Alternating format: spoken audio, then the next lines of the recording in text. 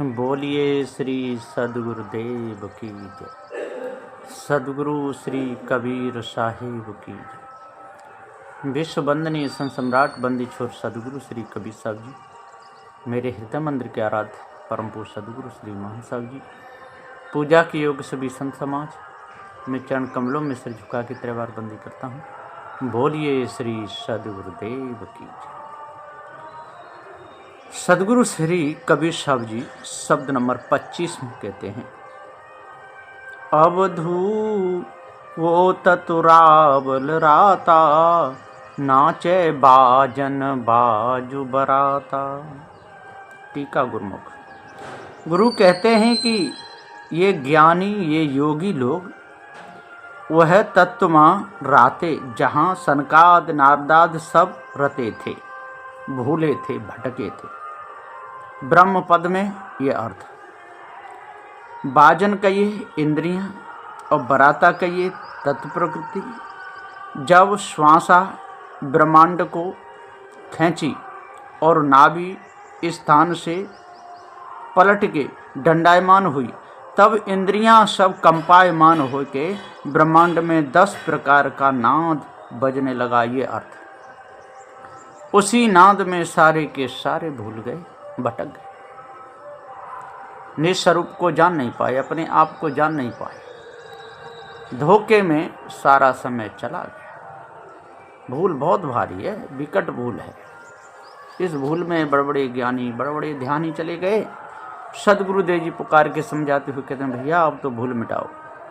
मोर के माथे दुल्हा दीना, अखत जोरी कहाता, मड़े के चारण समझी दीना, पुत्र ब्याहिल माता।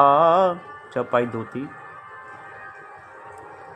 सो नाद बिंदु और कला तीनों मिलके ज्योति प्रकाश हुआ।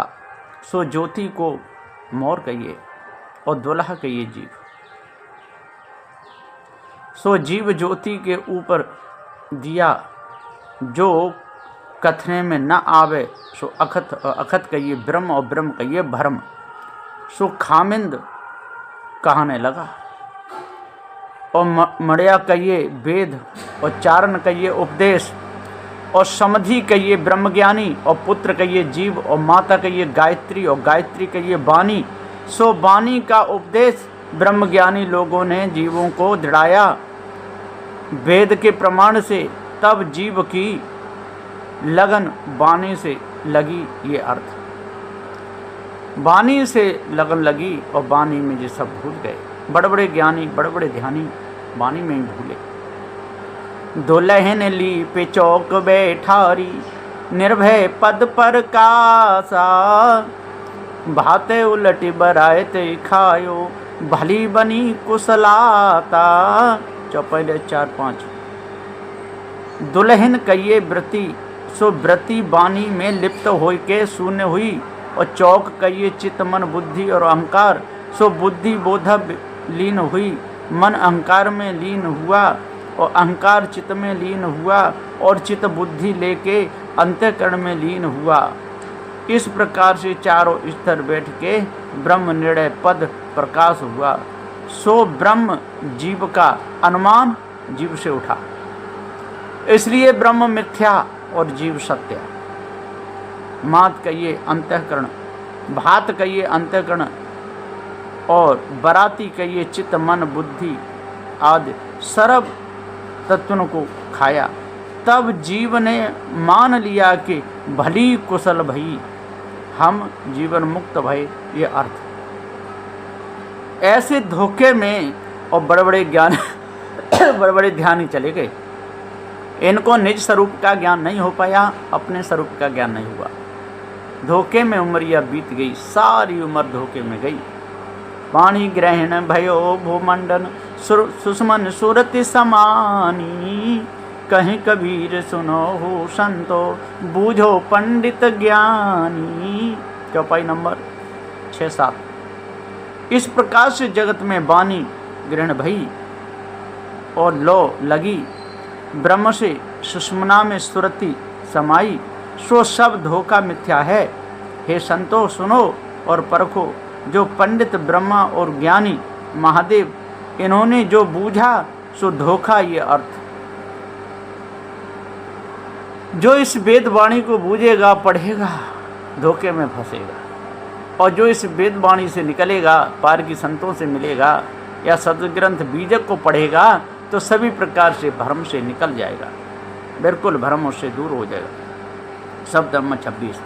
भाई रे बहुत बहुत क्या कहिए, कोई बिरले दोस्त हमारे, गढ़न भंजन समारने आपे, ज्यों राम रखे त्यों रहिए। चौपाई 1 2। टीका गुरुमुख। भाई रे कहिए जीव को, सो गुरु कहते हैं कि बहुत बहुत क्या कहना, कोई बिरले दोस्त हमारे। जो कोई पारक से दोस्ती करे सो पारक ये अर्थ। जीवमुख। जीव कहता है कि पैदा करने वाला और नाश करने वाला और प्रतिपालन करने वाला एक आप राम है, सो जैसा भगवान रखे और तैसा रहना ये अर्थ। ये जीवमुख वाणी है। आसन पवन योग श्रुति सुमृत, ज्योतिष पढ़ बैलाना, 6 दर्शन पाखंड 96, ये कल काहू न जाना। चौपाई नंबर 3 4। ठीक है गुरुमुख।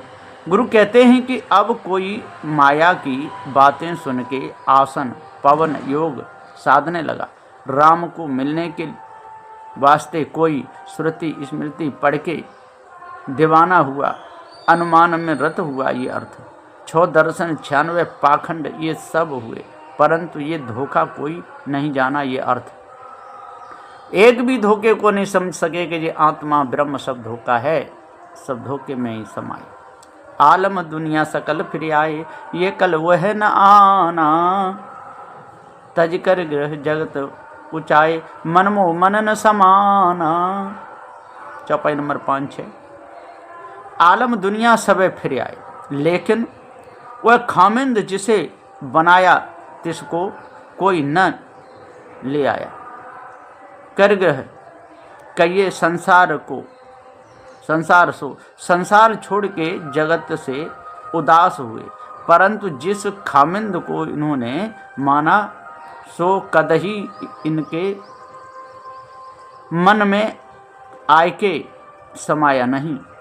मन की कल्पना ये अर्थ। जो ब्रह्मात्मा माना वो मन की कल्पना ये अर्थ। कहीं कबीर योगी और जंगम, फीकी उनकी आशा, राम नाम रटे ज्यों चातक, निश्चय भक्ति निवासा। चौपाई नंबर 7 8। इस वास्ते गुरु कहते हैं कि हे जीव कल्पना कहाँ है, जीव के अनुमाने होती है।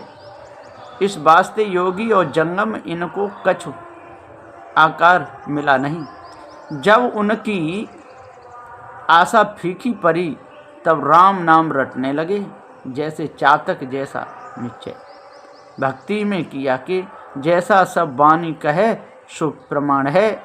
जैसे बड़े बड़े चले गए और तैसे अपने भी चलना ये अर्थ।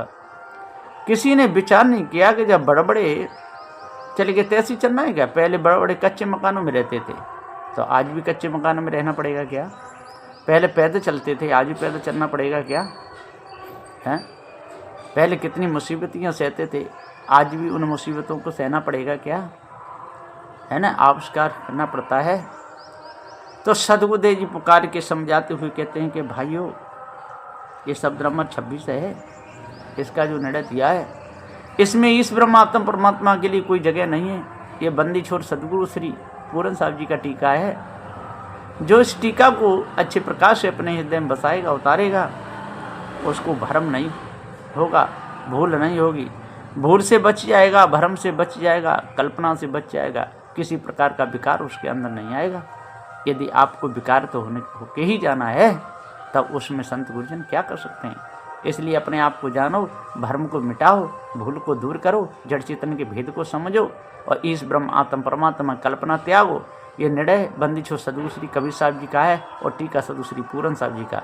मैं सभी पार की संतों के चरणों में सिर झुका करके 3 बार बंदी करता हूँ। बोलिए श्री सदगुरुदेव की जय।